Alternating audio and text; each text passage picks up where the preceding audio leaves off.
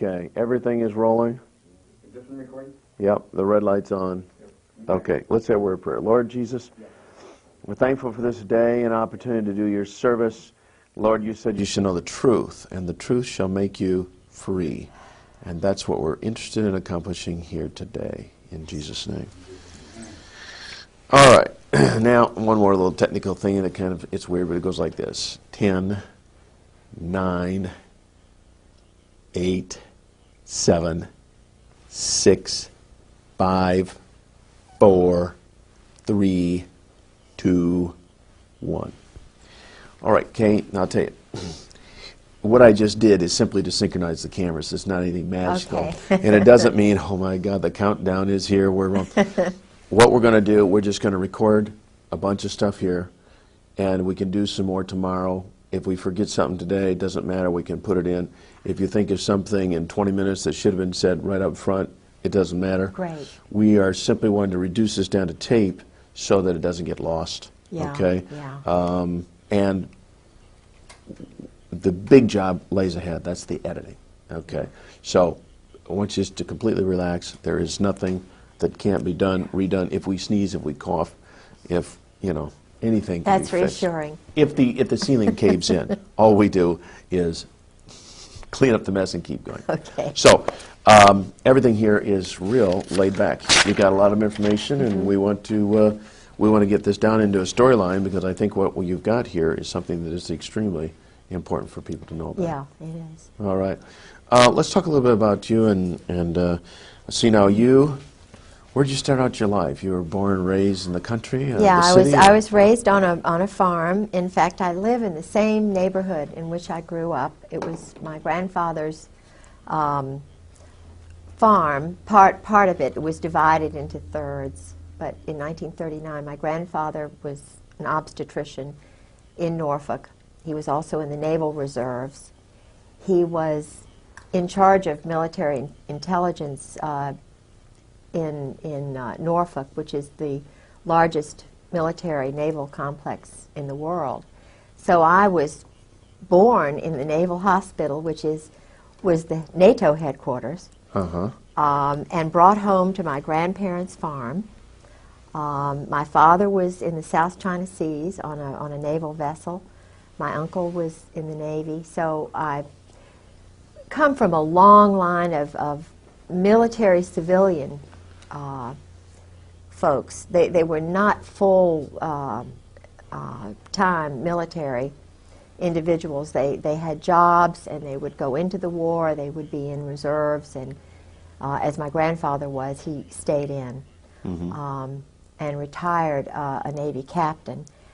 But I live in a house that was in part of my grandfather's field. And is that right? Yeah. That's very interesting. But I'm being strangled financially by this Army intelligence group, JAG group, that my husband. Now, JAG, is that JAG? JAG, Judge Advocate General. I think American citizens do not realize how many JAGs are in our court system, and they take orders. They are in the chain of command, they're active reserve, and they are in our court system everywhere you look. Not just federal, state and local? Everywhere, yeah. And they're going to meetings once a month, and if there is a case like many of the military intelligence wives like myself, and we have information that would come out in a divorce hearing or whatever, they totally control it. It is Judge John Moore, in my case, in Virginia Beach, is an Army Ranger. He is active reserve. He's a VMI Army colonel. He's a graduate of VMI. In Virginia Beach, in the courts, there are at least 6 judges, and I'm including commissioners in that, because in Virginia we have a system where the commissioners do a lot of the decisions, And all of these in Virginia Beach who take care of military wives are military judges. No, you mentioned the term VMI. What is that? Well, VMI is Virginia Military Institute, and it's where General Marshall, the Marshall Plan, went to school. It's a little West Point. There's a lot of tradition there, but it's based on the Greek sort of Spartan military concept. And my father went to Washington and Lee, which is also in Lexington. And I know that there is some sort of, I won't say cult, but there probably is some sort of club? Secret society. Okay. And so it's very, very tight clique. But what I was trying to say is that the judges are military men, and they're not independent. They take orders. They take orders. There's a chain of command, and in my particular case and the other 11 military wives whom I have met so far, there are many, many more, but they've all been handled the same way. Mm-hmm. That's not a normal divorce at all.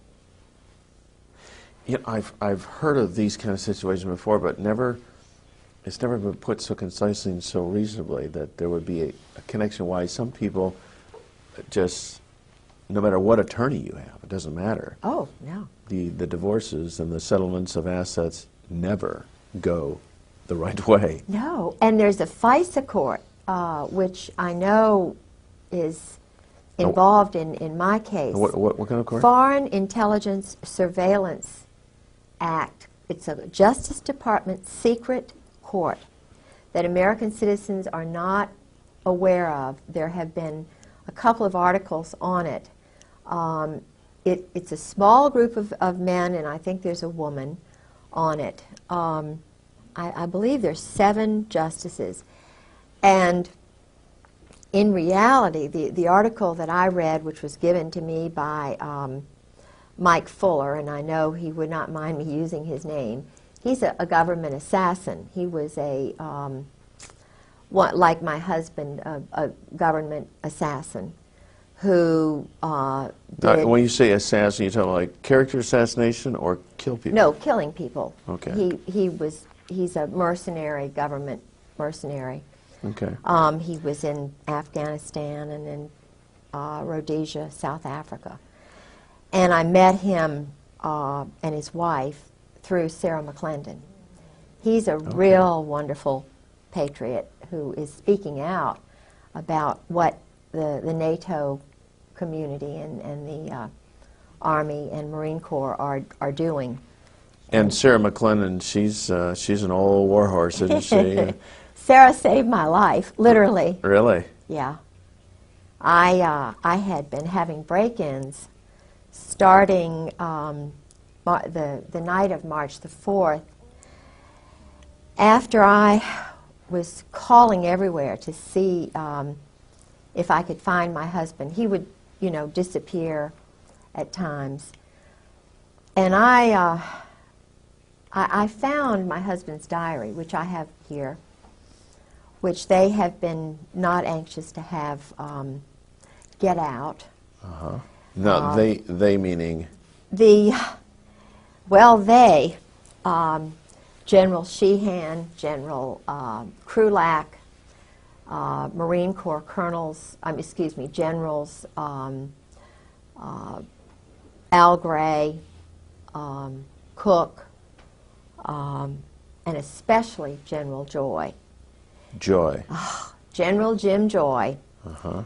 and General Carl Steiner they're evil men. And they are in this diary meeting with my husband almost every day in Beirut. They trained the men in black who killed those people in Waco. It was General Joy and General Steiner. Steiner's army, dirty tricks, special operations. And this is what my husband does for a living, is train mercenaries, young boys from countries like Romania, Cuba, Dominican Republic, Haiti, all these countries. They're training them to be murderers. And the taxpayers' dollars are paying for this. Okay, now they train them just through the normal channels of the military? These kids join the Army or the Marine Corps, and then they select these kids based on some criteria to train them? They psychologically profile them.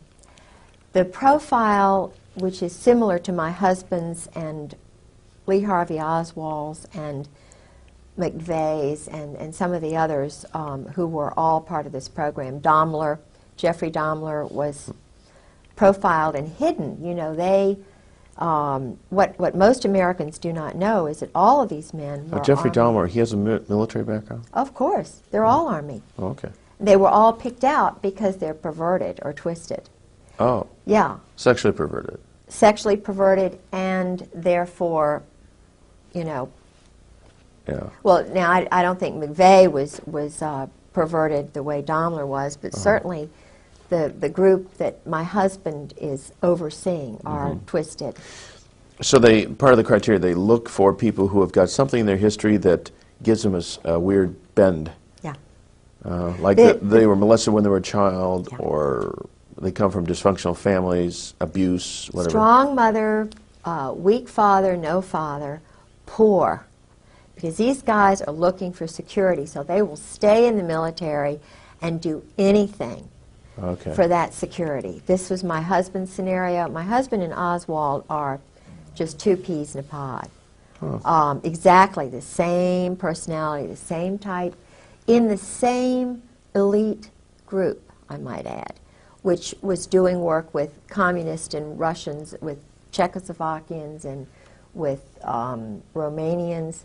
I met assassins, I met drug lords, Fahim Kordobawi, whose family were the drug lords in the Bekaa Valley. I mean, he knows the elite of the elite of the elite, and that's why I was warned twice not to talk.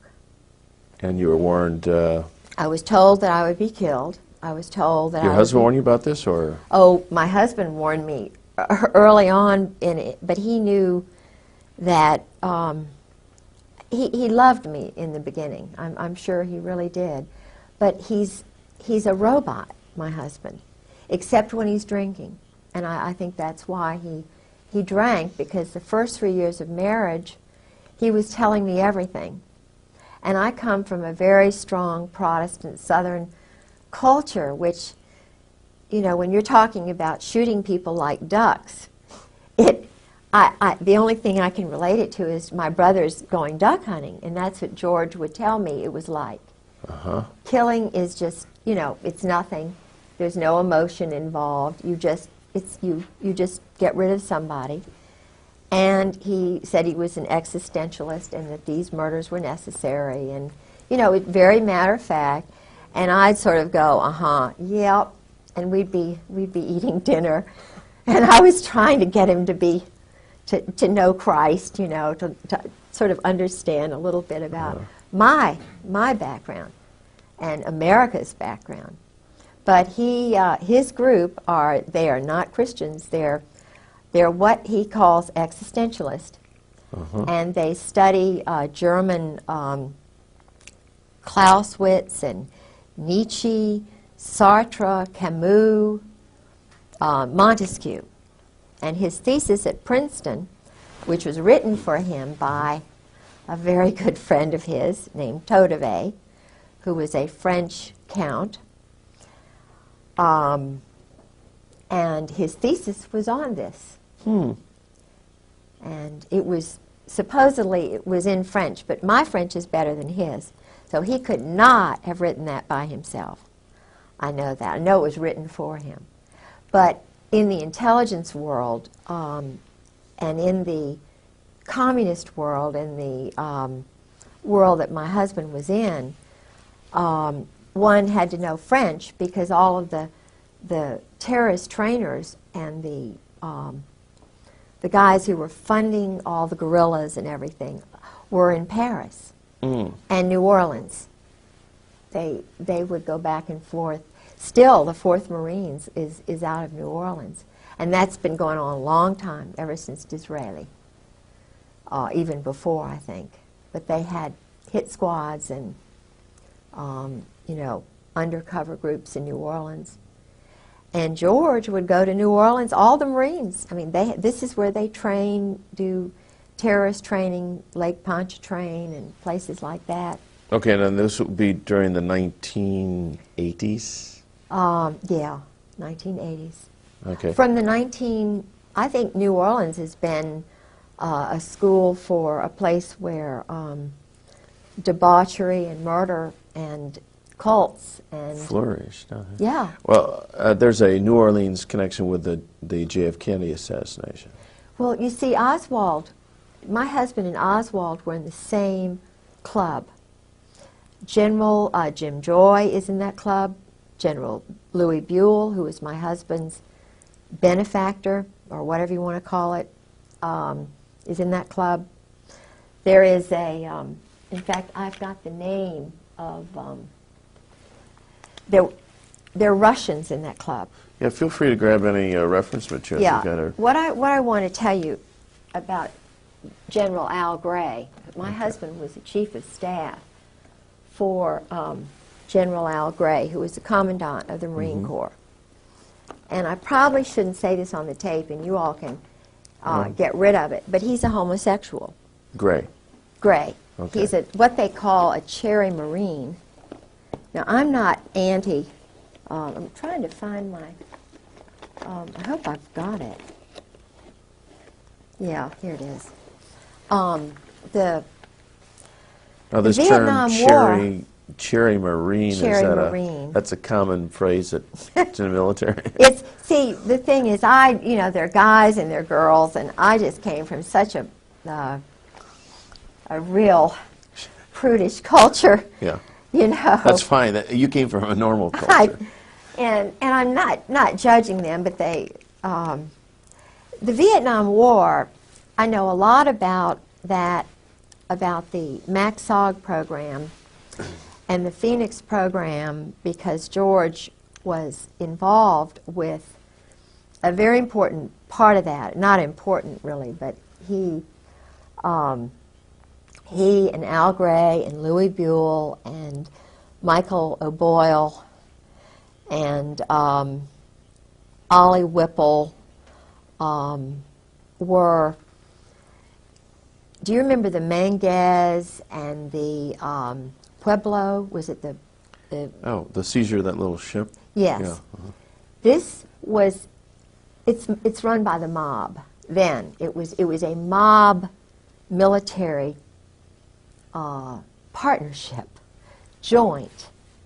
It was a joint operation in Korea and in Vietnam.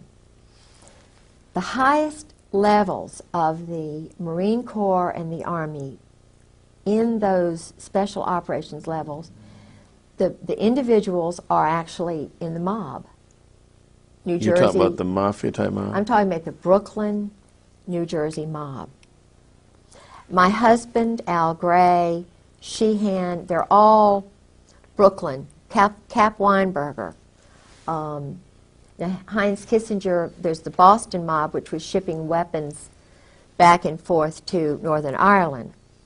And I don't want to get too deeply involved in that, but it goes, Israel, some of the Zionists who came over from Germany, according to my husband, were, see, he works with those people. They do a lot of money laundering in the banks, cash transactions for the drugs that they're bringing over through Latin America, the Southern Mafia, the Dixie Mafia, which is now my husband's involved with in Miami. The military are all involved once they retire. They're, you know, they go into this drug and secondary weapons sales. And before I forget, I want to find the name of this Russian who worked with Al Gray, who was my husband's boss, and trying to see where I wrote it. I may have to look and find that another. It's no trouble at all. How are we doing over there, guys? Sound good? How much time is rolled on the clock? On your clock? You can speak. So 20 minutes. 20? Okay, good. I can't find it right now. I'll find it. Right. The Vietnam was really important because a lot of experiments were done on boys who went over there. Mm-hmm. I had, since my husband disappeared and since they have been psychologically trying to destroy me, financially trying to destroy me, because I'm telling the truth. His first wife, I know, was murdered. Okay. She was, according to a psychiatrist whose name I probably won't give because he's an honorable man, I was given permission before I went public with Sarah McClendon at the press club anonymously, but they knew who I was on the 3rd of July, 1996, was when I came out with a small group of people. But before that time, they were trying to handle me, to try and get me to be quiet. They tried threatening me and so forth. And I'm trying to remember where I was, what I was going to, the point I was going to make. I can't remember now what I was going to. It was something important. Oh, yeah, General Jim Joy. Yeah. I called General Jim Joy on the phone. I was trying to find where my husband was because I didn't know whether I'd have any money to, food to eat or what. He just walked away, and I knew that the Marine Corps knew where he was. But I was being handled psychologically. On the 4th of March, my home was broken into. They had elaborate plans to handle me. The 4th of March, 96? 1996. 96. And keep in mind, he had disappeared on the 28th of December. Of 96. Of 96, 95. Okay, So put yourself in my shoes. I have no idea where he is. He's done this before, and each time I was totally traumatized. So I get... What happened during this break-in? Well, they were looking for the diary, which I have here. Okay. I don't have the original copy, but this is the diary. Okay, can you lift it up so Yeah, we can... sure. Yeah, just... This is it. It's his Beirut diary. Kind of hold it so... Yeah. This is it. Okay. And it's in his handwriting. The Beirut diary tells how the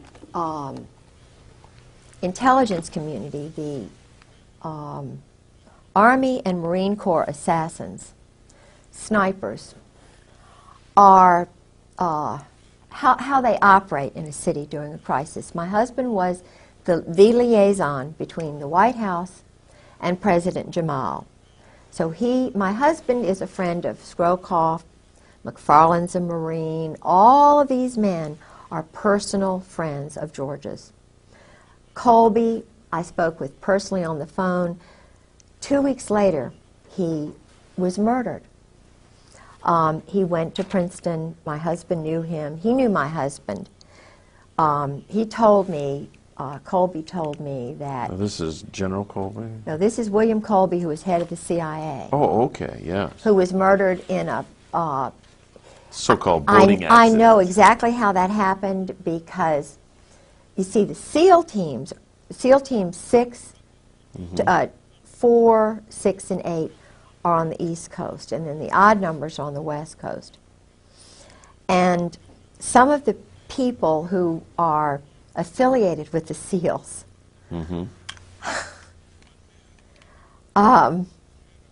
I shouldn't say that. I'm not going to say it. But well, it wouldn't be hard for a SEAL to come from underwater and tip the boat over and make sure the man's dead, that sort of thing? the Israelis train with the SEALs. They do a lot of wet ops, murders, over here because of some sort of arrangement. The young boys, I met 3 young assassins on a bus, going up back and forth to Sarah as I went on the bus because they were sabotaging my car so often. So I sat next to 2 young assassins, one from Romania, one from Haiti. And I let them know that I understand, you know, how it is. And this little boy cried. I won't mention which one it was because it may get back to him. But he told me it was the same scenario. His mother, he lives on $850 a month. Now these are mercenaries working. The taxpayers are paying mercenaries. The taxpayers are paying young men who are not citizens of the United States to kill innocent people, women and children. They get on a flight from Norfolk and Oceana. They fly to Stuttgart, and I was told this is what they do. Then they go by a special helicopter to countries like Turkey, like the part of Iraq, to Algeria, to parts of Africa, and they do wet ops. They'll just, you know, murder 5, 10, 20 people, and then they blame it on the Arabs or they blame it on somebody else, but it's actually NATO rogue assassins, because there are men from Australia, South Africa, Britain, that I've been able to determine, and a lot of these other little countries that are sort of wanting to get into NATO, they have little boys that they pick out, and they call them special. They use the word special, meaning elite, irregular, in order to entice these boys because they don't have much ego. So if you call being a criminal, in other words, they are protected. They know that they are above the law. That's what my husband's above the law. Judge John Moore is above the law. Colonel Barry Cantor, my husband's JAG colonel lawyer, is above the law. Grover Wright, Marine Corps. A lot of these guys who were judges had their wives gotten rid of. Judge John Moore had his first wife thrown into a mental institution before he became a judge. He battered her. And I spoke with a man who has a Purple Heart, 2 people who knew Hannah very well. And Hannah Moore was deeply in love with her husband. He got back from Vietnam. He was an Army Ranger. He battered her. He physically and psychologically abused her. And she started screaming, you know, doing because I was battered and bruised. A lot of wives are by these Vietnam vets. But if they're a colonel or if they're a rising star, the wife has got to be crazy because they've got too much invested in these men. And it's a very small cult. I mean, I have heard the things that they do when they're colonels. It's some of the same things that they do in Cap and Gown, which is the Princeton version of Skull and Bones. My husband went to Princeton after he went to the Hun School for 4 years. Okay, now we should probably clarify a little bit about, you mentioned Skull and Bones, and many of the people wouldn't be familiar with that, and the cap and gown. So what are these clubs that these young inductees are pulled into? Secret societies? Secret societies. And again, is this to make them feel super special? Yes. And also put a control on them Yes. so that you never tell these secrets? Yes. Oh. That's it. You have got it. You know, I've heard a lot of child molesters. I mean, people who are not connected with the military, just plain old child molesters, will molest a child and then tell them, now if you ever tell, you know, they'll take a cat and strangle it and kill it or something. This is what I'm going to do to your mother. This is what I'll do to you. Yes. Bad things will happen if you ever tell. That's right. And children grow up believing that I must never ever tell. And they don't, generally. That's right. Unless someone comes along to help them see the light and come out. Yes. And you see, my husband is frightened to death. I believe that his brother was murdered to keep him in, because he had gone through 4 years of this mind control. And the man who did it, you can see this on the video, his name was Charles Caddock, and another man named Alexander Robinson. Okay, Charles Caddock. Caddock. And the other one? Alexander Robinson. Alexander Robinson was a Marine, very well-connected Presbyterian family, whose family member was the influential one who brought over the Saudis.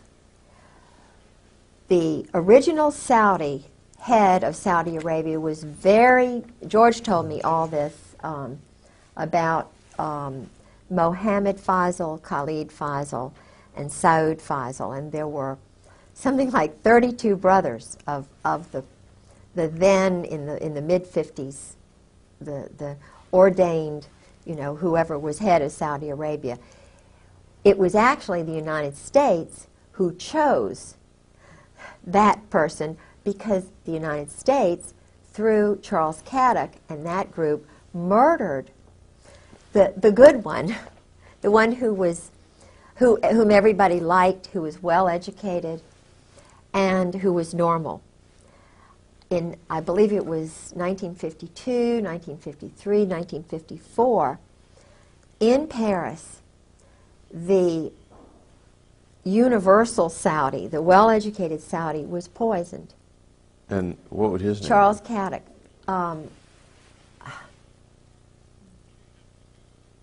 I don't suppose it's all that important, but anyway. I'm trying to remember. I think it was Fahim, or he died in Paris. And so his brother, his half-brother or whatever, was the father of all these 32 boys, and the 3 oldest now were snuck into the United States.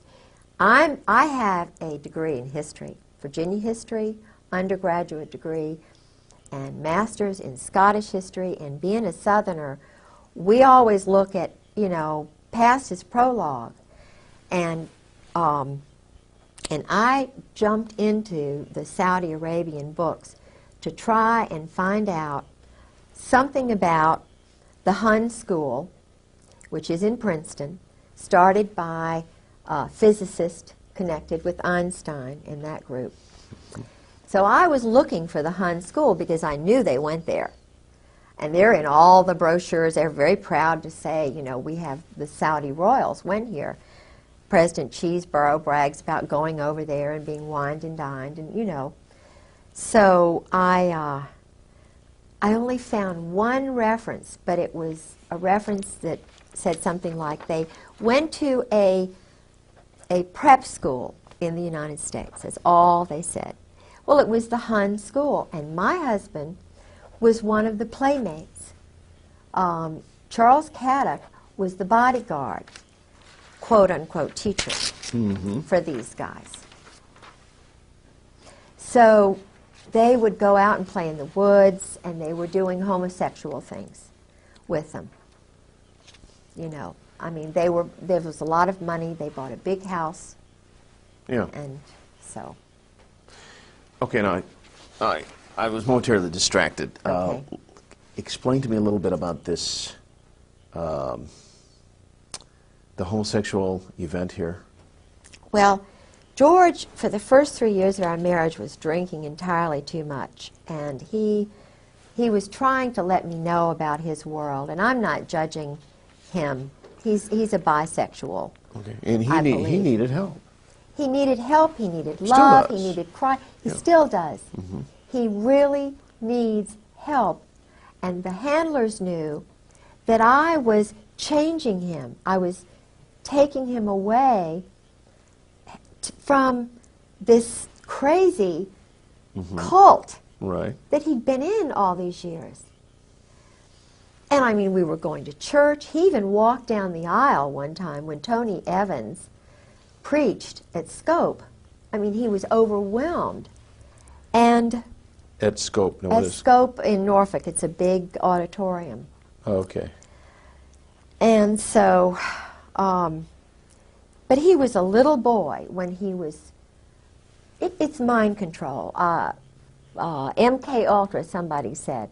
They had a group of men, psychiatrists in New Jersey. I don't know where this place was, but they would go, and even his roommates in Princeton told me about it. George never, intentionally, he never introduced me to any of his friends. So I had to cold call all these people. I got their names and addresses, telephone numbers. I called all these roommates at the Hun School and at Princeton.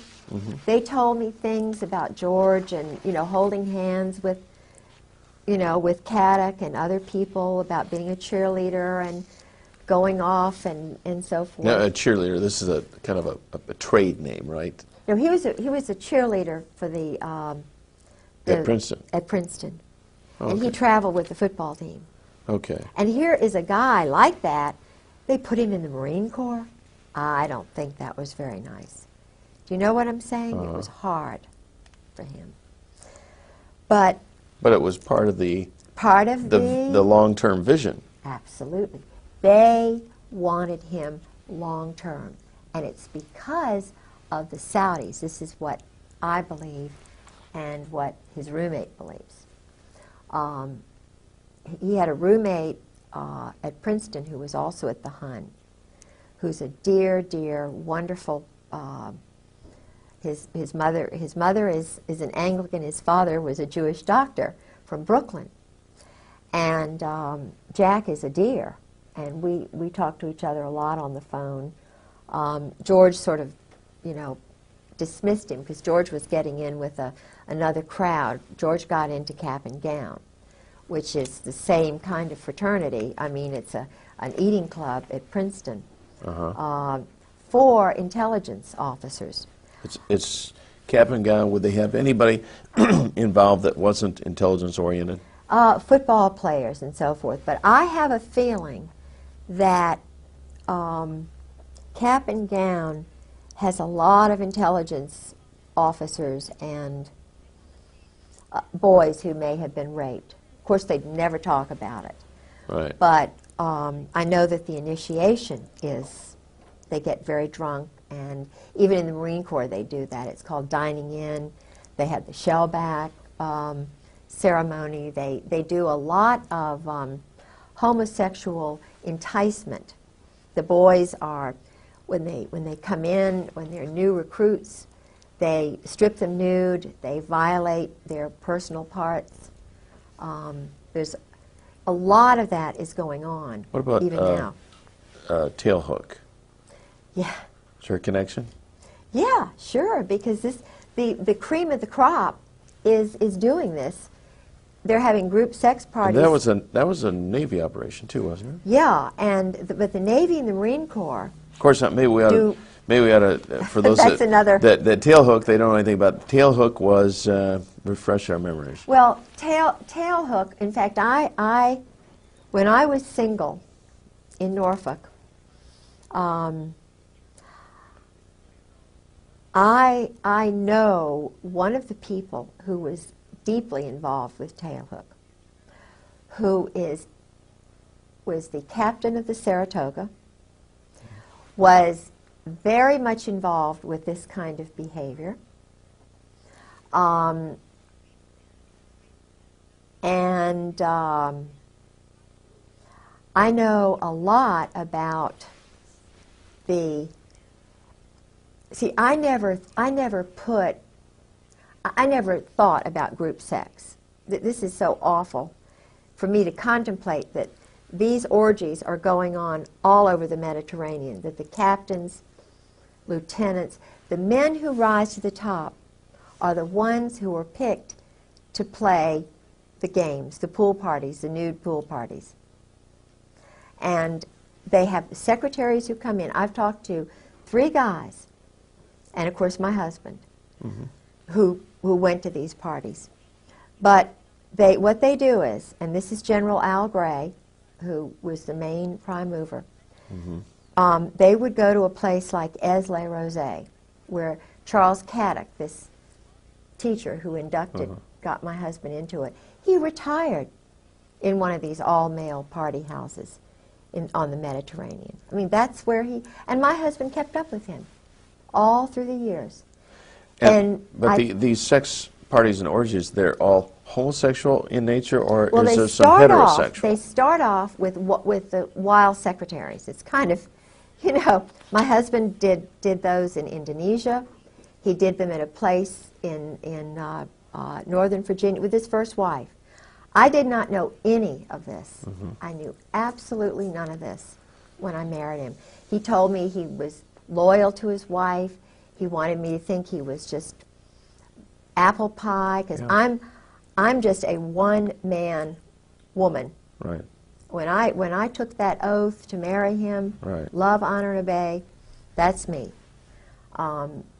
But he, when he was married to his first wife, was just an addict. He was a sexual addict, an alcoholic addict. He loves, you know, terror, and his whole little soul was just being sucked away from him desperately. And he needs Christ. He needed me day in and day out. He did not need to be. What he's doing now is running more of these operations. You know, as you describe this, I can't help but think of Bill Clinton. Well, of course he was. He was one of those profile boys. But the difference between Bill Clinton, and I'm not saying Bill Clinton's better, but Bill Clinton did not go, he didn't know anything about the assassinations. Bill Clinton, when I was living with Sarah McClendon, the senior White House correspondent who saved my life, because she said, Mrs. Griggs, you get up here to Washington right now or you're dead. You're going to be dead. And I still feel as though I probably will be. I'll certainly be financially ruined. They are still doing psychological operations in my home, sabotaging my car, messing with my telephone, my radio. You cannot believe what I've been through in the last 2 years. It is horrible. And it's being done to other women and other wives and other men who don't go along with the program. They are murdering Marines, they're murdering sailors. Of course, one of the best ways for you to stay alive is to do what you're doing. Really? Reduce this, absolutely. Reduce this to video, get this scattered all over the country. They won't touch you, because if you're dead, that validates everything you're saying, see. So, well, they poison people. Publicity is the best thing you can do. Yeah, one of the things that was happening to me after, I must tell you about General Joy. I found his name all through the diary. And what was really strange was that George had mentioned him early on in the marriage, but then after a certain incident at Camp Lejeune, which I think is very interesting, relating to tailhook and something that I did there. I'll tell you about that if I can remember. I called, it took a lot for me to get General Joy's phone number, because the Marine colonels were not going to tell me, because they knew I was investigating. So nobody would tell me about General Joy. I called a person in George's address book, who was a general, pretending that, I was updating my Christmas card list. Yeah. And I just wanted to find Jim Joy's telephone number. He said, oh, he's up there. He's running morale, welfare, recreation for the world, a payoff job with the mob. And he's living outside of Quantico, and here's his phone number. So I call him up, and keep in mind, my husband is infamous, Princeton graduate, chief of staff for Al Gray, who runs all the dirty tricks for the Army. Linda Tripp worked for Carl Steiner, who was a partner of, Jim Joy and Carl Steiner and my husband were the triumvirate in Beirut. Okay. And Linda Tripp worked for Carl Steiner down there. This would be approximately I think in the 80s. She and her husband were both Delta Force duos. They send them, but then they divorced, so that broke up that. But she's a dirty tricks person, Linda. Anyway, so I call General Joy and I say, General Joy, this is Kay Griggs, and I'm George Griggs' wife, chief of staff under Al Gray, head of half the world, dirty tricks, special operations, wet ops. And he goes, no, I don't believe I know your husband. Exactly his words. And I'm taping it, by the way, because they took my tape. They started coming in and putting sticky stuff and running my, just mind jagging me. putting sticky stuff On the tapes, and they would put the tapes on different, they would go to a lot of trouble. They would take things that I said on one tape and put it on another, and they were having fun with me psychologically. But I taped this conversation with General Joy, and I said, well, that's really strange, General Joy, that you don't know my husband, because I'm sitting here on my bed, and I'm looking at my husband's diary that he kept the whole time he was in Beirut. And you're in there almost on every page, you're in there a lot. And you're going over to Cyprus and Rome, and you're, getting money for weapons, and, and then they're going to Tel Aviv, and they're doing this and that. And I said, you mean you don't know my husband, George Griggs? And you're a Marine, and he's a colonel? He went, oh, that George Griggs. Because he knew I had the diary. I see. Then he said, oh, Miss Griggs, let me call you back. Let me call you back. So he had to confer with General Sheehan, General Joy, General Gaiman, General Hartzog, and his little cabal, particularly General Gray and General Krulak. So he called me back, and he was just like a little puppy dog. He said, oh, Miss Griggs, I'm going to be in Norfolk on the, the night of the 5th, 6th, and 7th. I'll be at a morale, welfare, recreation meeting at the Marriott Hotel, and I would like to meet with you when I get there. I'll be getting in around 5 o'clock, and I could we could go to dinner, or you could come and have breakfast the next morning. We could eat, blah, blah, blah. Or 11 o'clock, now I have to speak at this luncheon engagement. You're welcome to come to that. Or we can meet at... He went through every hour of the whole time. He could not have been more insistent about meeting me if he'd been my father, my birthday or something. And so you did meet. I did, but I was afraid of him because I knew this he is was General an assassin. Joy. General Jim Joy, the one who got Noriega out of Panama. He and Sheehan, the one who was behind the whole operation in Panama. This is a powerful guy. He and Carl Steiner, Mutt and Jeff. Waco, they trained all the guys in Waco who went and did what they did to David Koresh. They're the ones behind all the black helicopters and Sheehan. They're the ones, you know, doing all the stuff down there at Kathy McDaniel's down at, you know, in Fort Polk, Fort Hood. That's something new on me. Kathy McDaniels? Kathy McDaniel's had a little talk show. She's a wife of the daughter of the mayor down there at Fort Polk. Okay. The little town outside of Fort Polk.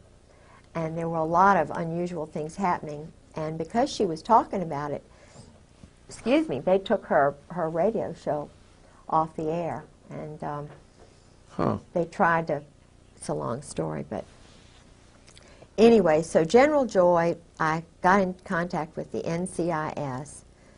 That's Fort Polk in Louisiana. Yeah. But I met with the NCIS guy and a Marine that I just met cold call because I was kind of worried about what would happen to me, you know, meeting him. So may I go to the ladies' room? Certainly. Matter of fact, Steve suggested that we break. I've had to sort of go to the late. That's why I've been sort of antsy. Steve suggests we break at 5 after, and I think it was a good idea. Let's break and we'll pick up right where we're.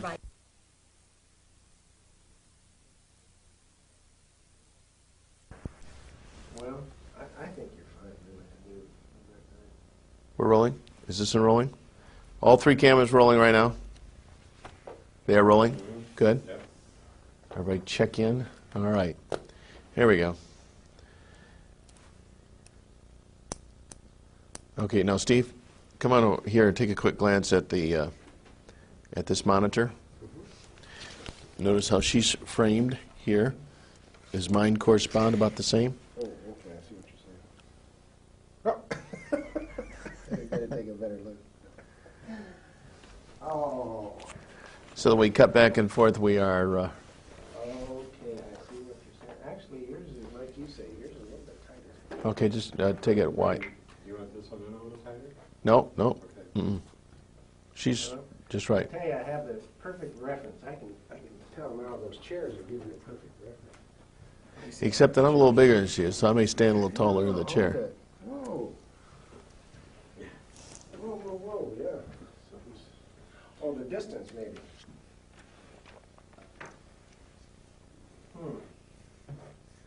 Yeah, let's just, I'm just going to hold what she says. Okay, yeah, we don't have to split hairs over it. Okay, we're rolling. 10, 9, 8, 7, 6, 5, 4, 3, 2, 1. Ignition. We have liftoff. We're rolling. This is part number 2 of this interview. All right. Now, we have discussed just a little bit of a recap here. All right, a little bit about your background, about the psychological profile that these guys look for. Let's see, we've discussed the diary. We've discussed Kaddock and Alexander Robinson. Robinson. Couldn't read my writing. Thank you. And I have a picture of Kaddock. yes, I noted that. We're going to inject that. We'll inject. In fact, we should have a little session here where we just go through pictures at the tail end of this. Yeah. Picture. We discussed tail hook and. You know what tail hook means, don't you? No, what is tail hook? Uh-oh. I got a feeling. Yeah. Is it a homosexual reference? Yeah, sure. Really? Sure. Did you know that, Sure. Steve? Isn't it something? Yeah. And the average person on the street has no idea. No. You know, it's like Watergate. Well, the Watergate Hotel, that makes sense. And tail hook probably is some reference to, you know what I honestly thought it was? When you refuel a jet or something. It is. But you look, see, the planes look like this. Because, see, I was told this by Jerry Unruh. And Jerry Unruh was a captain when I met him. We were just partying. You know, I had a group of gals, and we were all school friends. And everybody hung around this place called Poppy's in Virginia Beach. It was the place in the mid-'80s when I was at the Virginia Center for World Trade. Well, Jerry was in there. He's an intelligence operative with Scrowcroft, Crow, you know, this whole McFarlane, Ed Wilson, who's a really good friend of my husband's, who's a really bad guy.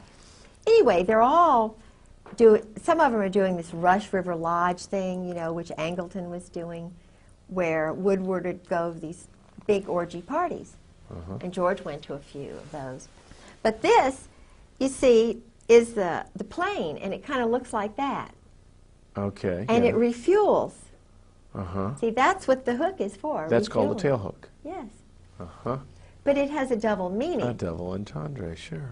Because and I went to the preceding show 2 weeks ago, and they had the tail hook booth, and I have some stuff, I don't think I have it with me, but tail hook souvenirs, because they are really trying to promote that, you know, the charitable function of that organization. Yes, of course. Now, the fact that that cover got blown on those tail hook things, that Paula was a Coggin. major snafu, right? She had to try very hard to get that out. That was at Camp Lejeune? No, I think it was in Las Vegas. Okay. But, oh, my thing went on in Camp Lejeune before tail hook, and this is why I got flagged. Oh. Because I stopped all the go-go dancers in the officers' clubs, and they got very mad with me. Ooh. I can tell you that story. It's true. Yeah, but why, you didn't realize what you were doing at the time? No, I was just incensed, you know, that they would allow topless women, young girls, in the officers' club dining room while I was trying to eat late one night. And George says, well, you know, you just have to get used to it. If you think this is anything, you ought to see what goes on in Okinawa. Well, this was 91, 90, it was before tail hook. And the Lord is always with me. Sometimes I don't know where he is, but this particular night, it was about 9 o'clock, and I was starving. And I was really mad because his reaction wasn't, I'm sorry, this is offensive. Do you want to go in town to eat or something? He didn't do that. He attacked me.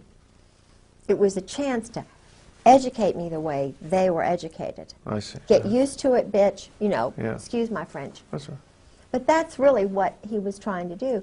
Well, they were all young married officers. Now, I worked at the chamber, and this is taxpayer money. This looks bad. They had, you know, wedding bands on. And one of the guys, two of the guys goes out with one of the girls. So I'm going, after having said, don't you see anything wrong with this picture? And getting no background. I thought, oh, boy, I've got a camera in my pocketbook. I am going to see Marty and Oogie, my old roommate from St. Mary's, little Episcopal Junior College in Raleigh, North Carolina. And I said, whoa, little Lucille Ball comes out. And I just kind of grabbed that little camera with the flash, and I get me 3 little flashes of scattering people. So Just light. because the camera's going off? Yes. So that said to me, it proved to him, God, truth is light, light is truth. You know, hey, this isn't, I mean, God proved it. I didn't do it. I didn't argue. I just took pictures. They scattered. Then what happened? What happened to the pictures? Well, he tried to grab my camera, He, my husband. right. But there were still some men in there, you see, and 2 of the girls. And they were looking at me like, you are, the girls were probably thinking, oh, you know, but the guys, they saw older colonel, chief of staff here, wife. It was bad from the perspective of me being a wife, witnessing this, being ordered to shut up. So I took the camera when he wanted to grab it from me, and I went like this. I mean, it was real battle time, major. My brother was a championship wrestler.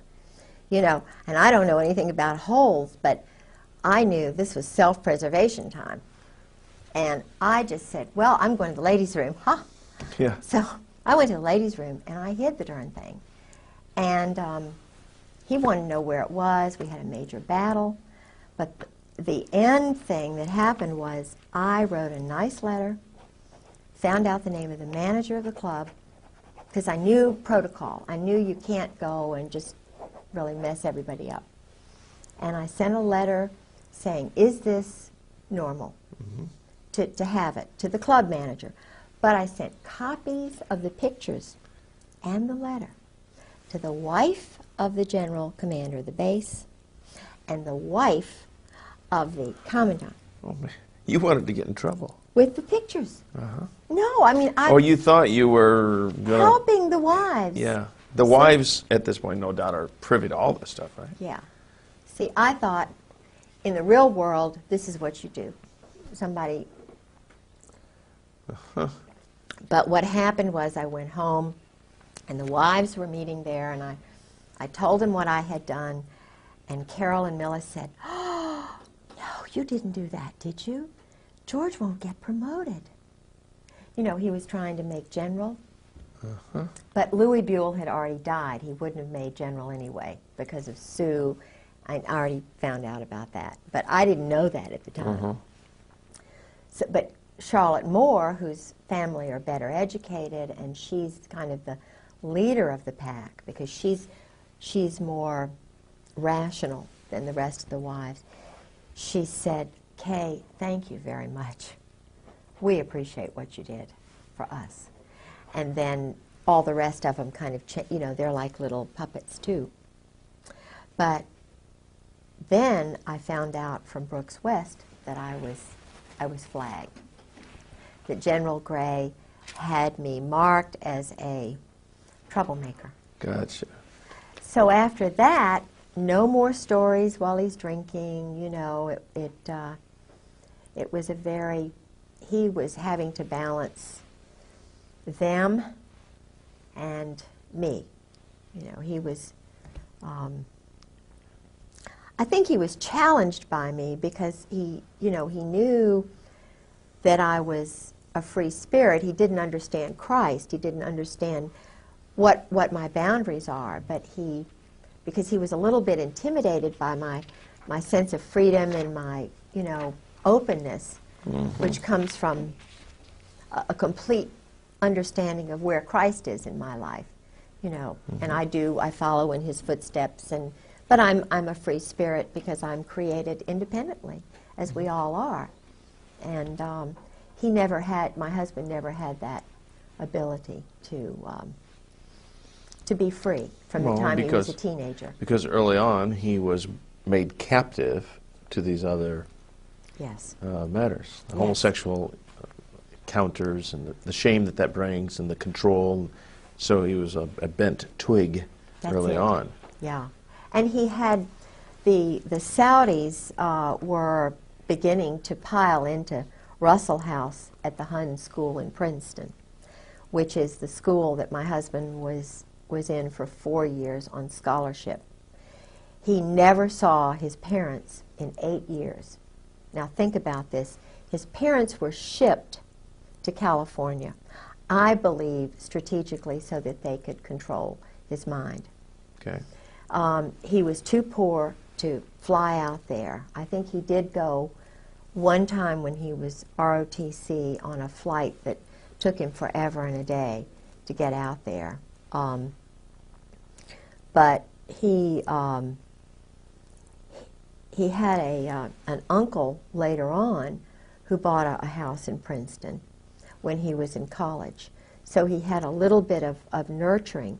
And this uncle became his father. Okay. And this uncle's 2 sons and the next door neighbor became his wife. He knew he had to marry because of what he had gone through, and it was, I think, so shameful and so hard on him that he married right at graduation day, practically, from Princeton. University, where he had 4 years in ROTC. And he was in the Cap and Gown Club, which, as I mentioned before, is an intelligence sort of football kind of scholarship club. But what's interesting is my uncle, who was in intelligence, Ben Delaney, went through exactly the same hoops.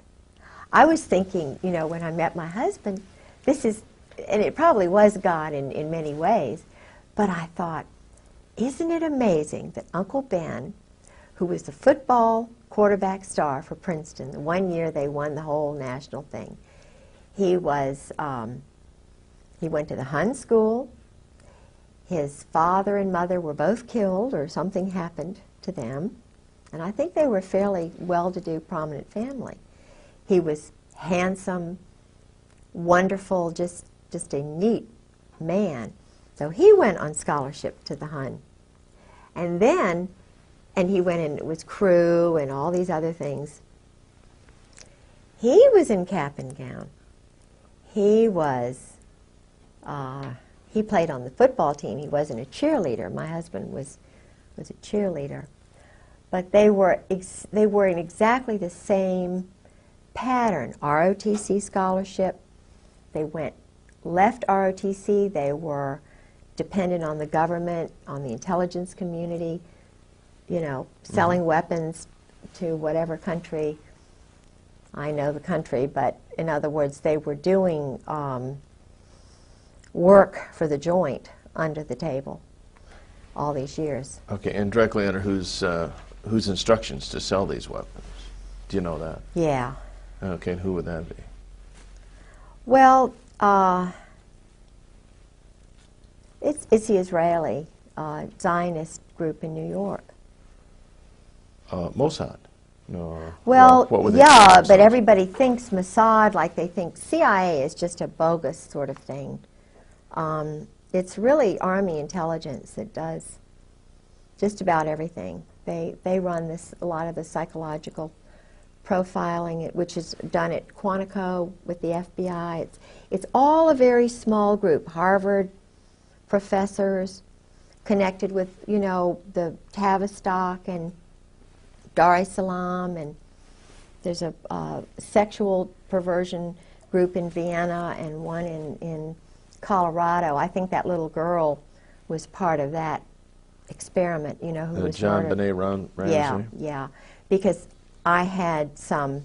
Well, you know, that raises an interesting point, because here's a high-profile murder that goes nowhere. No investigation, nobody's pinned. It just goes on and on and on. The parents are involved in that program. But somebody higher High up level. is protecting them. Absolutely. And the same thing that you're describing about the military. Sure. If you're in the clique, you can get away with murder. Yeah, absolutely. Absolutely. Murder, literally murder. And I had a group of visitors. I used to be set up by the State Department, my husband, who had power in the State Department through both Caspar Weinberger and, well, his whole crowd. I mean, Caspar Weinberger, George Bush, Colby, Casey. My husband was in that clique. He was in the Princeton Marine Corps clique. Rob, Warner, you know. You're talking about Senator Rob. Yeah, they're and all Warner. Marines. Pat Robertson, all 4th Marines.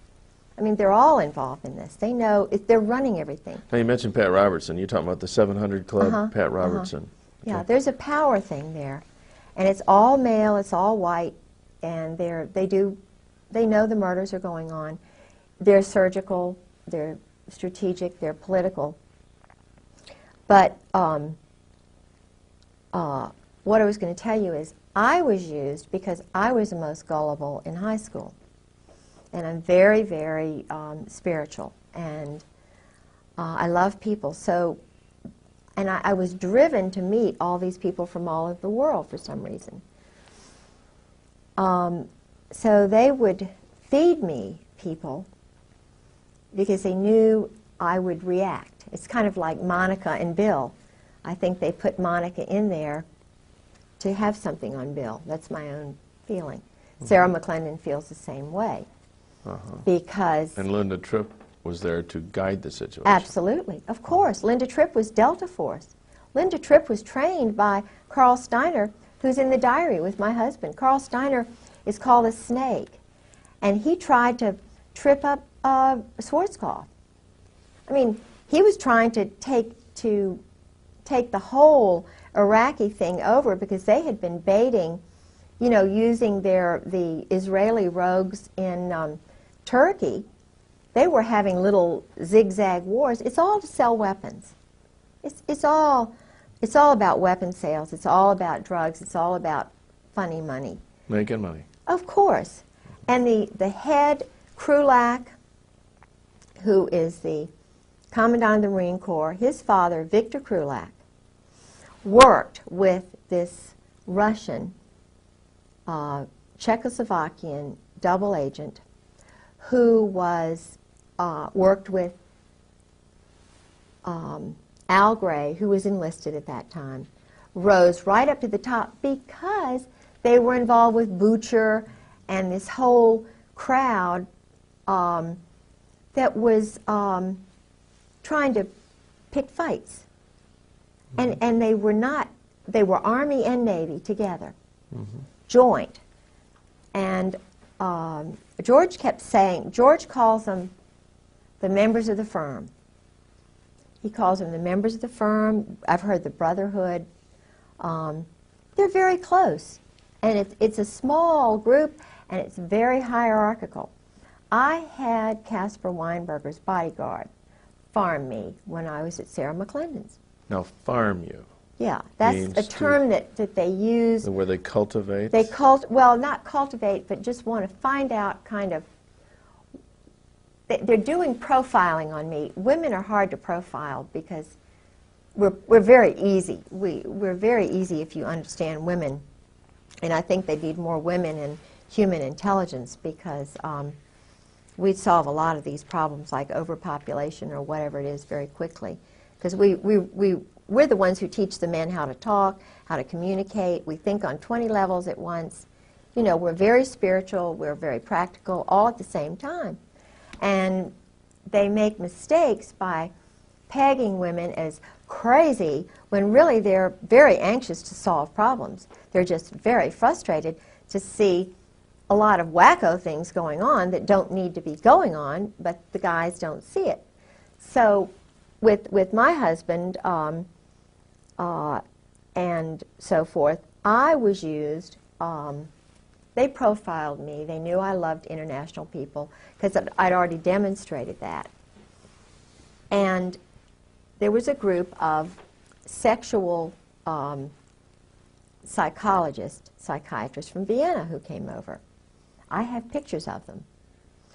I was their escort. George was already gone, and I was intrigued that they were still sending me people. Okay, now you referred to them as sexual psychologists? Yeah, there's a whole range of psychiatrists who study perversion, sexual perversion. Harvard, Yale, Johns Hopkins, and this Colorado group. Dar es Salaam, where they train the black African terrorists. They train them in interrogation. They train the JAGs in interrogation methods and so forth. And a lot of these guys got their experience in Vietnam. Intentionally, they took these little boys. That's what they're doing in Bosnia right now. They're training future leaders in perversion. They have a school. The British have a school that George was working with in Indonesia for a year. My husband was setting up there was already a program on East Timor, a little place there in the mountains, that had been set up by the Australians during World War II. It was involved, I think, with Burma and, you know, some of the killings that were going on in China and so forth. That T. Parker Host, this man who now controls my husband with Bob Edwards, T. Parker Host, this is how they got together. T. Parker Host, I knew when I was the assistant director of the Virginia Center for World Trade. I was the first woman on the board of the Foreign Commerce Club. I was very involved politically, and I was having a ball. And I met T. Parker Host through someone else. I was the chairman of a board of all these international shippers and brokers. I was just a, sort of a glorified secretary, public relations person. Now, T. Parker Host was the Finnish consul and the, at one time he'd been the Norwegian consul, the Icelandic consul. I thought he was a really nice guy because he was outgoing, he seemed Virginian. I didn't know that much about him. But it turns out he has one shipping agency when I meet him in '85. He knows my husband's profession instantly because he brags about being with the mobs. The mob runs the port of Norfolk. I mean, it's terrible to say, the bankers, and then they have I can't say that. You can't say what? No. The ports are run by, it's a homosexual hierarchy. Okay, it makes, that's not objectionable. Well, okay. And in Norfolk, it's Walter Chrysler, Phil Hornthal, they have the rich ones, and then they get the little ones in by introducing them to the big guys. It's like George met Einstein. Einstein was in that little ring that the Saudis were in. It was a very elite. No, Camus, you're saying Einstein? Albert Einstein Okay. was in that little Princeton ring before he died. Okay. George, they partied together. Anyway, so the Norfolk crowd runs the port. It's very organized and so forth. And I knew the person who was running the Maritime Association shipping agency, very nice man who was that way.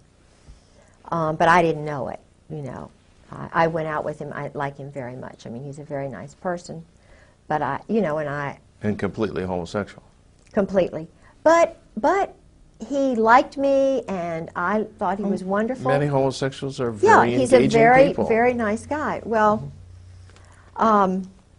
his best friend was T. Parker Host. He lived with him for a while.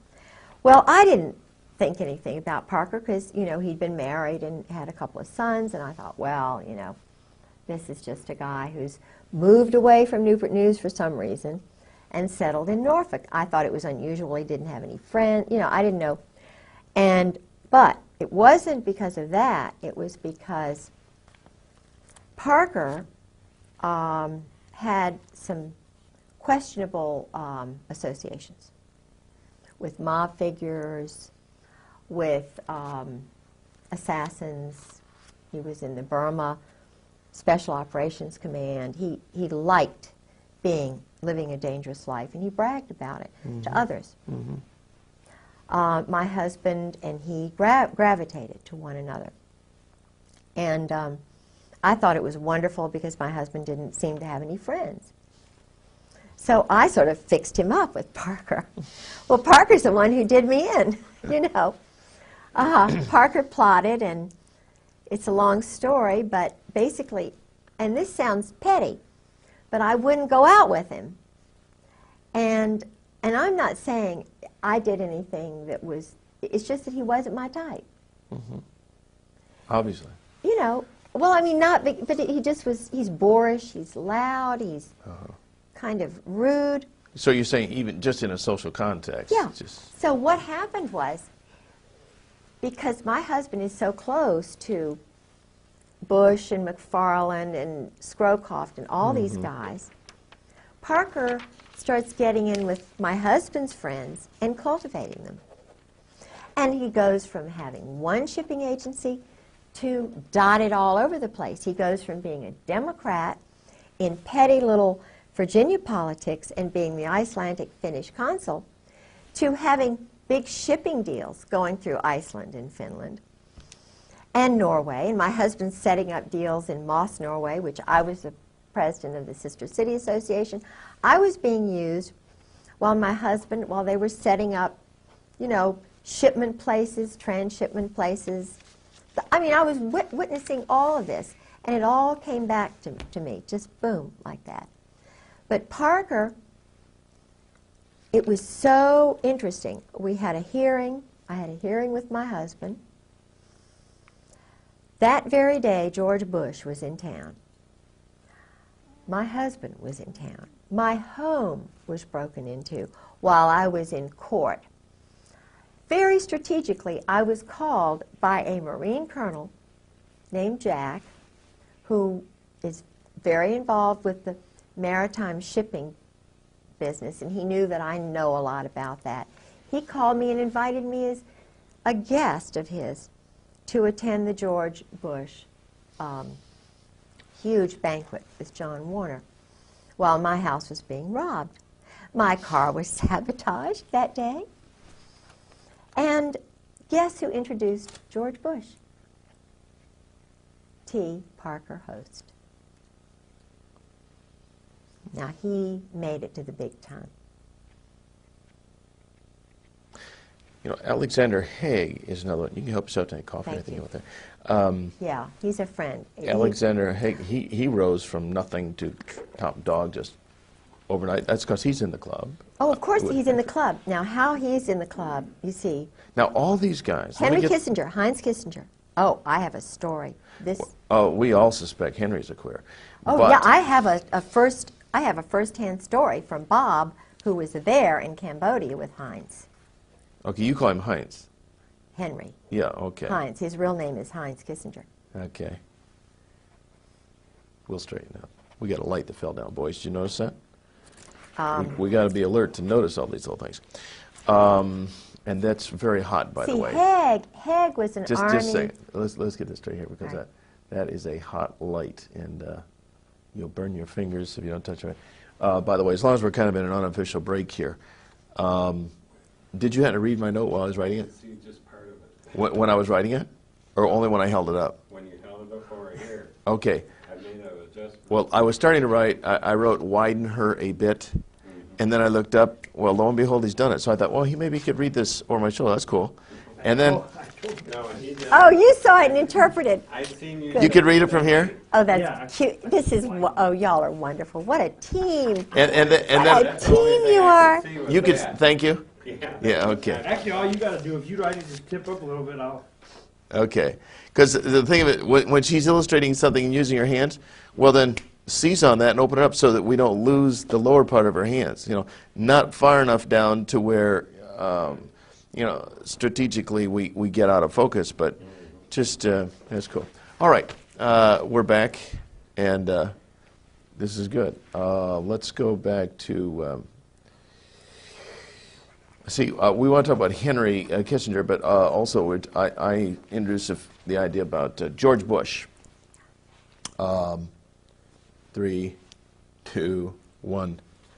Now, so George Bush, I mean, all these people rise up through the ranks, the same club. Right. No wonder, you know, I saw a little TV clip one time where a reporter was asking George Bush and others about the Order of the Skull and Bones. All these guys were shocked that somebody even mentioned the term, and they just would not discuss it at all. Right. And the reporter said, I understand that as part of the oath you don't discuss it. And George just flat out said, it's just not to be discussed. And that was the end of the subject. Now, that's because, I mean, if this really got out, that these guys are all inducted because they've got some kind of homosexual thing on them. Indoctrination. I mean, or induction. They have to do that. Yeah. They do that. Yeah. Even in a if coffin. And it's even now coming into the military totally. The chiefs do that. They put them in the coffin. They do the bowling ball trick. Okay, you're going to explain this. What happens when you get in the coffin? Why do you get in a coffin? Oh, they get, when you get your eagles, that's a German thing. Okay. You know, it's what the German high command did, and most of them, you know, had the boyfriends and stuff, the Krupps and all of that. It is a German thing that they say goes back to Greece, and it's all the male Marine-looking men that they do it with. See? So now the chiefs have to do that. What they do is they get, George said it's like a zoo. They get everybody really drunk, and they sometimes call it dining in. Shellback is another time that they do it. Not everybody does it, but the ones who do it, if they're young, they get right up to the top. It's a Okay, well, what actually do they do? They've got a coffin. They get anal inside this. sex. Oh, that they do. They put them in the coffin and they do things.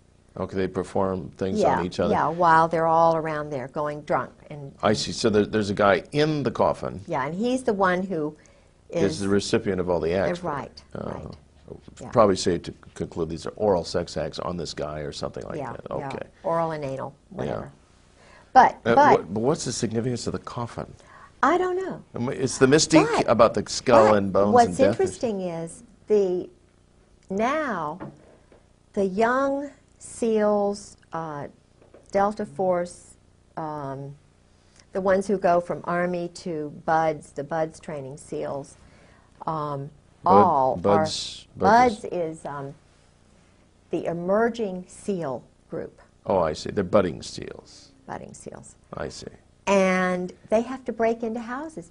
Their training exercise is to break into civilians' houses For practice. for practice. They broke into my house.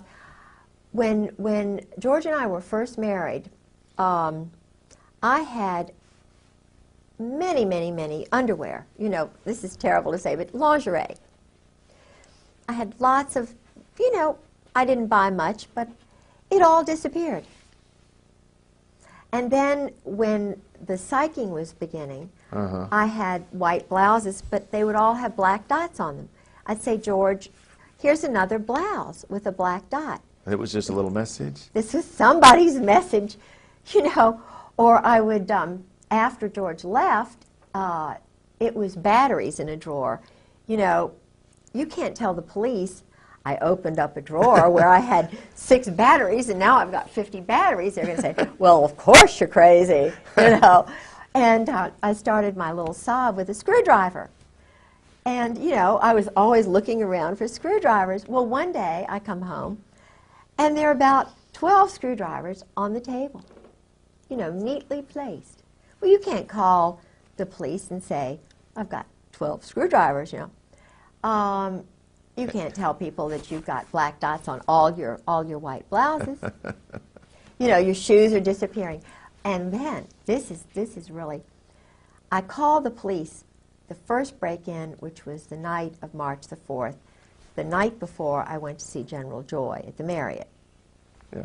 Well, I had already called the police when I was battered because I was just bruises. I made O.J.'s wife look like Marilyn Monroe. I mean, you talk about. And I was doing this because I thought it would help him, have 45s put to my head, and he's laughing. He'd strangle me and put his finger on my jugular vein, and he'd just say, now don't you dare move, Or I'd be lying in bed, and he'd do a jap where he'd just push me off the bed. You can't believe what horror I went through to try and get this man to understand what Christ's love is about. People say, oh, well, you should have left. Well, I took my marriage vows seriously. I knew he was injured psychologically by the war, by whatever he was made to do. So, I'm fine. I just sacrificed a lot. I was in a big wrestling match with a crazy guy, But I still love the little boy within. He's very troubled. But anyway, I called the police after a number of little break-ins. And guess what? The policeman they sent was a little short guy with a short haircut whose name was Shorty Satterwhite. Okay. And Shorty Satterwhite was saying, oh, now, Ms. Griggs, now you're just making this up. Now, Ms. Griggs, this is you're just traumatized. Your husband's gone, blah, blah, blah. I found out he was a 20-year Marine. Okay. And not only that, there's another part of his life. But that's okay. I mean, he's a nice guy. But he was a Marine. And he takes orders. Of course he does. He's still reserve. So I think, okay, I'll call the FBI. You know, I'll let them know what's going on. I heard about the FISA court and that they, you know, because I'm talking about William Colby, maybe they think I'm a threat because I know all these international people. So I'm just going to call them and tell them what's going on. So I call Torrance, who's the head of the FBI, and he's too busy, you know, too busy. So he sends this guy, Dan McNally, out. And Dan McNally is a very nice guy, and he has this girl interview me, and I type out something about Georgia's history and what I know. Guess who else is a 20-year Marine? Dan McNally. Mm-hmm. And it just so happens that Dan McNally's best friend, and he's not married either, but that's all right, his best friend, who is from North Carolina and never married, is a best friend of Fred Hentz, who's the one who took me to this place, Mahi Maz, where I had the 2 death threats, who was graduated from college in flat 59. He was intelligence. His father was a German high, part of the Kaiser's elite group. Mm-hmm. He was NATO colonel, which I thought was pretty neat, and that's why they knew the profile. Kay likes NATO people because she's going to learn a little bit about another culture, you know. And I'm not saying that because his family were high command, but he was also an existentialist. And okay, and again, for our viewers that may not know the term existentialist, you mean? An existentialist, according to my husband, which he is one, Fred Hentz, all of these people are existentialists. They believe in doing whatever it takes. It doesn't matter what the law says. Mm-hmm. They will do anything necessary to get what they want politically, okay, and economically, and whatever. In other words, killing a leader, killing 5 people, killing 20 people, according to George, is a lot better than war. This is the way they rationalize it. You didn't used to kill women and children in war when the British Army, when they were pure kind of, you didn't go out and kill. I think Dresden, they did do some of that, but that was Walt Whitman Rostow and his crowd. And he's a very dangerous man, because Walt Whitman Rostow is a communist. Okay, and in what capacity is he? Oh, he was one of the wise men in Kennedy's administration. I think he was probably responsible for the movement that got Kennedy murdered. I believe it was an Israeli group which did it with some of these rogues. Okay, now when you mentioned wise men, is this an insider term? Wise men, yeah. Kennedy's wise men were guys like, the Harvard crowd. And he was trying to bring them in to change things around a lot. Uh-huh. Walt Whitman Rostow was the one who got us into the Vietnam War because he wanted to sell the weapons and stuff. He and Victor Krulak, who is the present commandant's father, Krulak was his lackey.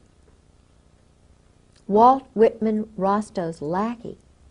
Walt Whitman Rostow went with Taylor, General Taylor, and wrote the report that got us into the Vietnam War. And all the time that the Pentagon was saying, no, no, no, no, he was a cheerleader for the weapons sales. He and Henry Kissinger, Heinz. Mm-hmm. He and Henry. Walt Whitman Rostow, Eugene Debs Rostow, these were communists, named for communists. Eugene Debs Rostow, and it's either his son or his other brother, runs the big Boston mob, the port there. His name is Nicholas Rostow, with the Weld, with William Weld. They've done all that drug business in Mexico for years. They had that Russian, the one who was murdered by the assassin, Ramon. He was a competitor, Stalin's competitor, and he escaped. Very famous Tolstoy. Okay. Mm-hmm. Tolstoy became a Christian at the end, and you can't become a Christian. That's a death warrant. So they killed Tolstoy because he was becoming too, I think, now I don't know the whole story. There's probably a lot more to it, and maybe I see completely the wrong picture there. But Tolstoy was murdered by this same Parisian, Spanish, Czechoslovakian, Georgian, Russian group, Okay. which are all part of the former Abwehr. All right. But we've got to stop. Tolstoy is not the correct name. I know who you're talking about, but I can't think of it. Tolstoy's a writer. A what? He's a writer. He's a Russian writer. But the guy you're thinking of was murdered in Mexico. Yeah. It's not Tolstoy. Okay. What was his name? Nice little Jewish boy. Good. It's a good point to bring this up because if we can correct that name, and don't go that wide. When I'm talking about going wide, I'm not talking about going anywhere near that wide because we got all this junk over here we don't want in the picture. Are you sure it That wasn't is Tolstoy? I think plenty it for- was. He's a writer. That's just plain for. I know he's a writer. Sorry about that. It's I okay. know. This It's guy okay. was- You're was learning. the right-hand man of Lenin, and he defected and went to Mexico. Right. He went to Mexico and murdered him. I think it was Tolstoy. It could be two Tolstoys. No, Tolstoys. Tolstoy is a very famous author. You're not thinking of Trotsky. Oh, yes, you're right. A. Oh, got it. Let's correct that. Oh, thank you. Bravo. We're getting close. Bravo. You were doing Close. so well, and I thought we can't use this because it's the wrong name, and it's going to disrupt Good, the whole story. good. And I'm You're sorry good, Okay. about that. Good. All right. Trotsky. Well, let's back up. Okay. We have 5 minutes to go. Okay. We can easily do that. That is on this tape. I'll tell you what, We have more time than this, but on this tape. Next tape, and in the next 5 minutes, tell us what Max Sog means, because you mentioned it earlier. Okay. I still don't know what it means. But let's get Trotsky in this piece right now while we're thinking about this. Okay. So let's pick this up with. You were saying about. We were talking about the wise men. We were talking about the Rostos and William Weld in Mexico and the involvement of the Mexican government. And it's not Tolstoy, it's Trotsky. Okay, hold on a second. Won't even necessarily mention that because that will be completely clipped and edited. So just go ahead and tell the whole story, but use the name Trotsky. All right. Okay, so Yeah. go ahead. Here we go. This group, which was run out of Paris, is still being run out of Paris, this revolutionary terrorist group which is controlling these Marines and Army Steiner's group. They all operate together.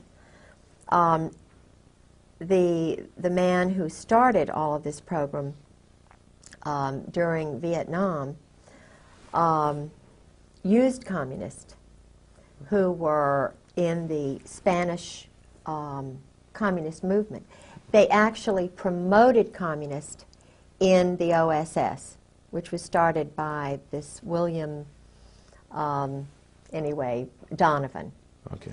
So they were promoting and using communists who were actually wanting to get rid of our form of government as a stepping stone to world domination. So this group now, in the Army and in the Marine Corps, has communists at the very top who are really, existentialist, which means they don't believe in God, they don't believe in Christ, they live for the moment, they believe in sort of one world which has no religions in it. Right. They're the ones who put Napoleon in power, they're the ones who put Oliver Cromwell in power. They're the ones probably who actually were behind the Roman Empire and maybe the Egyptian Empire. They put puppet people in power, and they actually run it from behind the scenes. Now, Trotsky, as I understand it, was escaped from Russia. He had become a Christian, I understand, and was working with agents in the United States, Israel. And he was considered a threat. So he had to be silenced, killed. There's an excellent book which I have called The Mind of an Assassin, which is about the background of Trotsky's assassin, a young man named Ramon, who was trained, he was Soviet paid, I think he had experience in Spain. They organized it in Paris, I believe. And of course, up to the present time, there have been assassins operating out of Rome, Milan in particular, Naples, and Paris. And these are all anarchists, all mob related. They use mob funding. And of course, drug money to pay for the weapons, which are brand new weapons. The Bosnia Bazaar, this is the reason we had the war in Bosnia. The war in Bosnia is simply a stage to train assassins, to be a market for brand new weapons, to be a marketplace so that the drug money can be used. And the Army runs the whole show. It's totally run by the Army. The CIA is a bogus thing. You know, it's Training and Doctrine Command. It's NATO. It's SHAPE.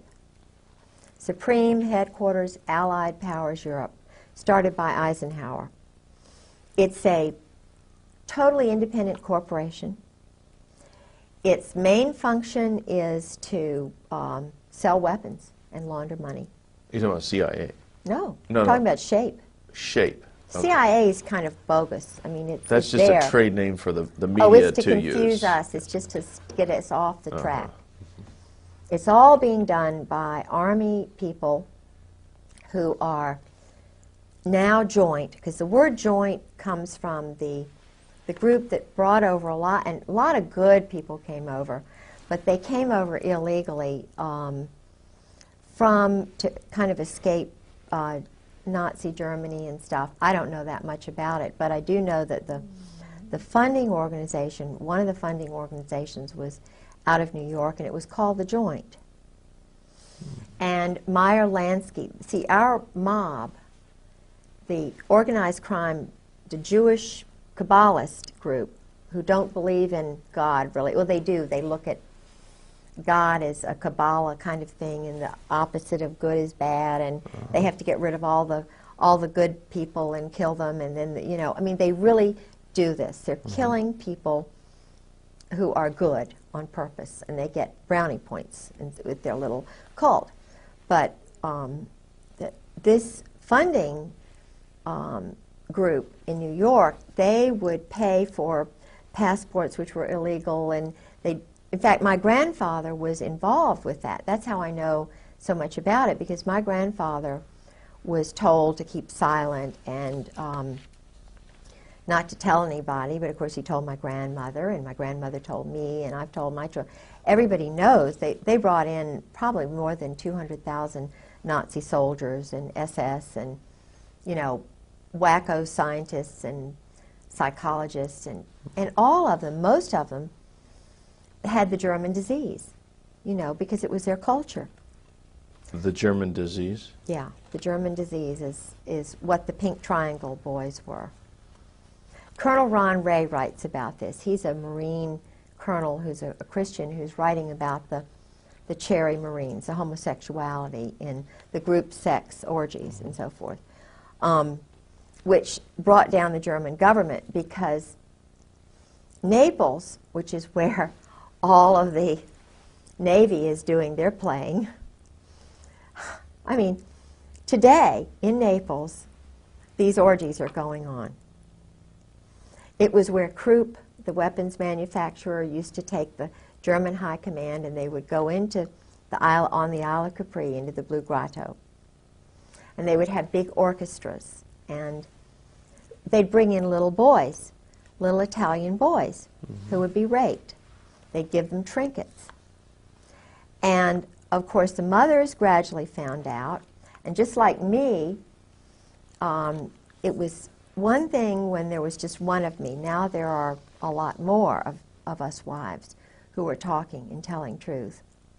And it took those Italian women went to newspapers in Italy. They wouldn't listen.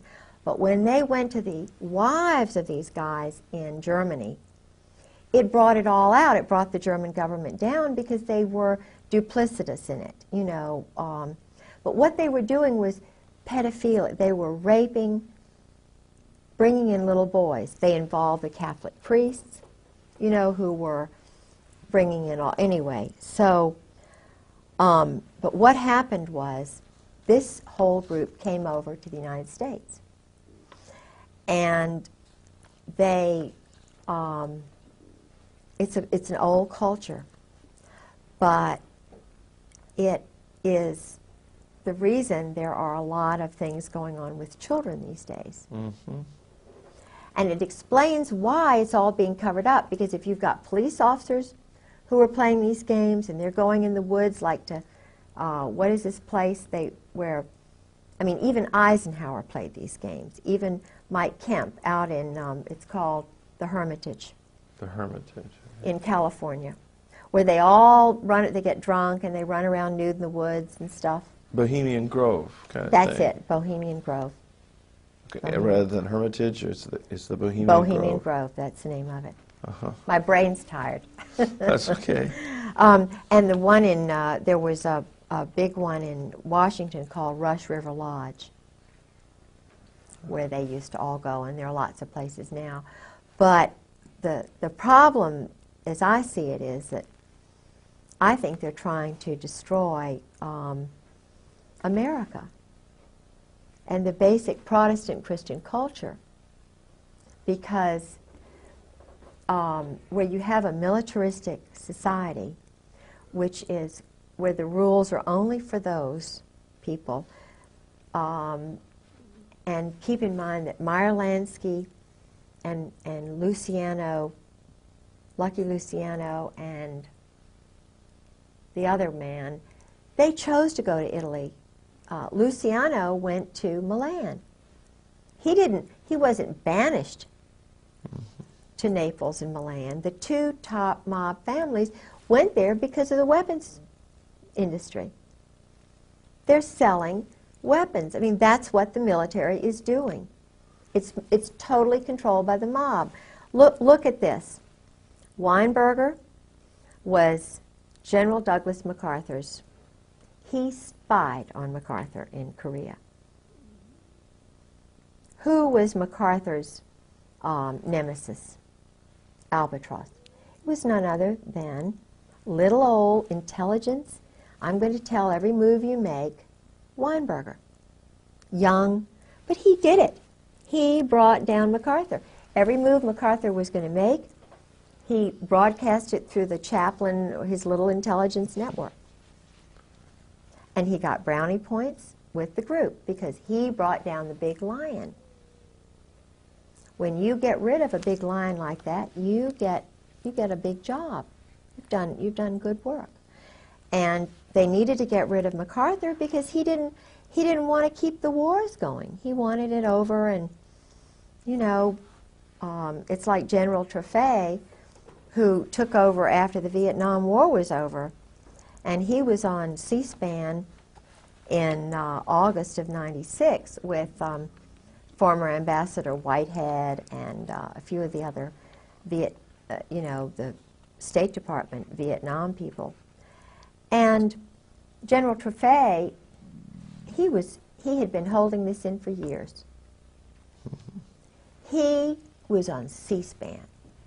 This man let it all out. He said, I took over at the end of the Vietnam War. I was in control, right? Big general charge. So I say, cut off the shipment of weapons. So I tell the Pentagon, cut off the shipment of weapons. He said, I got a phone call from Henry Kissinger saying the weapons are going to continue at the wartime rate. Sure. Now, that's when all this stuff with China started. It started before then, because already the communist agents, the New York, Brooklyn, New Jersey mob, were already training Mao. Mao was trained in Paris. So was, you know, the one in Cambodia. What's his name? I can't think of his name. The one who was Pol Pot. Yeah. They were homosexually, bless their little hearts, by priests. They were wonderful little boys sent there, you know, turned, which is the word, you know, when they believe their mothers and then all of a sudden the world's horrible and then they have these wonderful friends who are going to make them leaders. Yeah. They're turned psychologically, and it's a pattern. And so this is why it's so important to know what they are doing to innocent little boys in the Army and the Marine Corps today. Why? Why are they having them go together in groups and strip nude when they're brand new inductees? Mm-hmm. Why do they do certain things in public, in front of the group? And Well, they even do that during the pre-induction physical? Yes. I mean, and they also had the doctor. that's why I didn't want to go in the Army. I knew there was something. Yeah. But they also turn around the other way after doing that. The other way, and they're upside down. And they do this anally. Now, why do they do that in public? Why are the urinals all out in public, you know, without separate stalls? Yeah. If they're not promoting this. And then why is it that the ones who are this way rise up faster than the ones who don't? Because there's someone there noticing Yeah, sure. those Sure. who are Vulnerable. vulnerable. I was going to say rising, but that wouldn't be quite They're appropriate. called rising stars. Rising stars. Rising, that's the word the State Department uses for those who are controlled. And when I was volunteering with the State Department as an escort in Virginia, I had this group called, I thought it up myself, VIVA, Virginia International Visitors Association. And I tried so hard to get to be a part of the State Department family. But you know, I'm a Christian, see, I'm a Protestant Christian, and they don't want Christians in there. My goodness. You know, I would have guests, and I would let them know I was a Christian and that I love them, and Virginia's a wonderful place. And Yeah. But I couldn't be a part of that. No. They sent me people, but I never was a part of it, even though I had lots and lots of dignitaries. Did you ever have any contact with Madeleine Albright? No, I lived with Sarah McClendon for about 6 months. And Sarah is a Democrat. See, I was a Republican all these years. I was married for 21 years to a Democratic governor's grandson. It was an arranged marriage, and so I knew a lot of the high-level Democrats who were really sort of conservative. It's hard, you know, in Virginia, they're very conservative. So when I stayed with Sarah McClendon, I had become a Republican, you know. And Sarah told me a lot of the things that were going on in the White House from her insider perspective. which totally challenged my perspective on everything. You know, Ron Brown was murdered, for example. Sure. Vince Foster was murdered. Forstall was murdered. Tell you what, we're gonna break right here. Okay. Because we're just about out of tape, I think, on this in here. This would be a good place to pick up, though. Ron Brown, Vince Foster. I think Foster had a Marine Corps background. Is that possible? I think so. He may have. I bet he did. That would fit right in. Yeah. Oh, yes. Oh, yes, that would fit right in. Because Nussbaum's office was right across the hall. Okay, we can pop these tapes out, actually. Okay. And we're fresh with brand new tapes, the number 2 ones. Let's take a nice little break. All right.